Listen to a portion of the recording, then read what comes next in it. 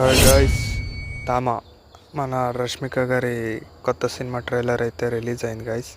అయితే ఇది ఒరిజినల్లీ అయితే హిందీలో మేకింగ్ అవుతుంది, కానీ తెలుగులో, తమిళ్, అలాగే కన్నడ, మలయాళంలో కూడా డబ్బింగ్ చేస్తున్నారు. ఈ సినిమాని పాన్ ఇండియాగా రిలీజ్ కానుంది.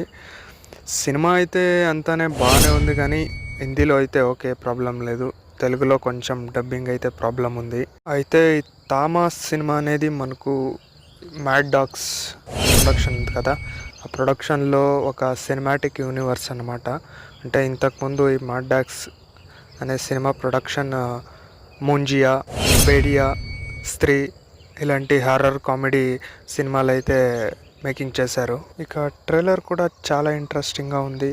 మనకు రష్మిక గారు ఎందుకు ఈ మన లోకానికి వస్తారు, అలాగే హీరో హీరోయిన్ మధ్య ఉన్న ఒక కెమిస్ట్రీ ఏంటి. ఇక మనం ట్రైలర్లో కూడా చూసుకున్న ఒక 1000 ఏళ్ల నాటి రాక్షసుడు మళ్ళీ వస్తాడు, అందరినీ రక్షించడానికి సృష్టించిన వాడే ఎందుకు విలన్గా మారతాడు అనేది కూడా చూపించారు.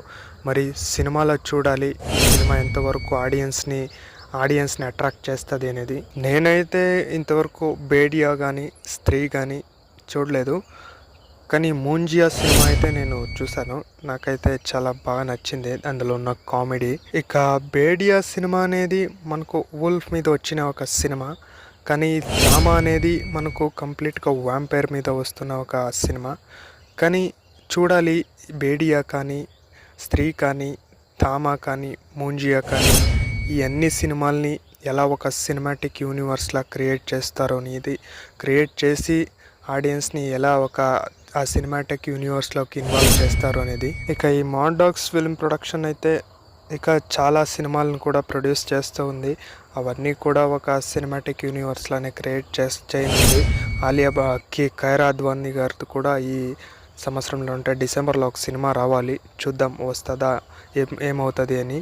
ఇక మనకు ఈ సినిమా ఇండస్ట్రీలో చూసుకుంటే ఫిల్మ్ యూనివర్స్ అనేది చాలా కామన్గా మారిపోతూ ఉంది. మనకు తెలుగులో చూసుకుంటే ప్రశాంత్ వర్మ సినిమాటిక్ యూనివర్స్, అలాగే మన ఓజీ నుంచి ఒక కొత్త సినిమా యూనివర్స్ కూడా పుట్టుకొచ్చింది.